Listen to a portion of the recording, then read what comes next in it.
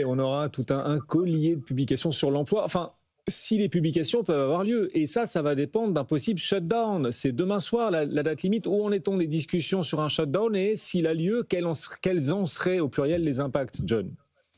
Oui, jusqu'au dernier moment, jusqu'à la dernière minute, j'allais dire. Aujourd'hui, Donald Trump a rencontré les 4 principaux leaders du Congrès. Donc, il y a des démocrates, bien évidemment, essayer de trouver un accord sur une loi de financement temporaire, comme à chaque fois, à quelques heures de l'échéance. On rappelle, hein, c'est demain soir, heure de New York à minuit, donc c'est-à-dire le 1er octobre. Alors, d'un côté, on a les exigences, évidemment, des démocrates.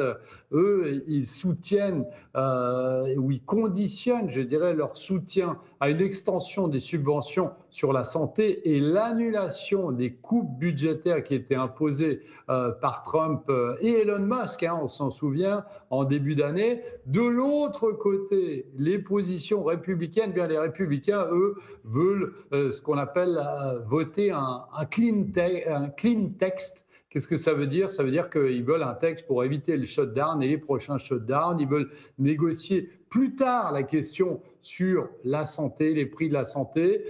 Mais la chose qui est un peu compliquée cette fois-ci, c'est qu'ils ont besoin de 7 votes démocrates au Sénat. Donc évidemment, on est dans un climat politique extrêmement tendu. Donald Trump, cette nuit, a dit qu'il allait licencier massivement en cas de shutdown. Eh ben oui, il n'y va pas par 4 chemins. Alors que d'un autre côté, ben, vous avez les démocrates qui craignent que la Maison-Blanche revienne sur certaines promesses, même en cas d'accord. Alors, on rappelle juste une chose, parce que ce n'est pas la première fois qu'il est arrivé des shutdowns aux États-Unis.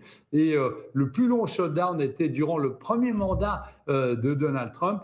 On rappelle quand même que ça a des impacts sur le marché. Normalement, on voit le dollar qui s'affaiblit, on a la volatilité bien évidemment qui monte, et puis les valeurs liées ou exposées à la consommation domestique qui, elles, baissent. Alors, domestique et public, bien évidemment. Alors, on fera attention. Évidemment, à chaque fois, c'est différent. Et l'impact sur les actifs qu'on vient de dire seront encore plus importants, plus long le shutdown, si shutdown il y a, eh bien, va durer. Et donc, c'est ce qu'on va surveiller.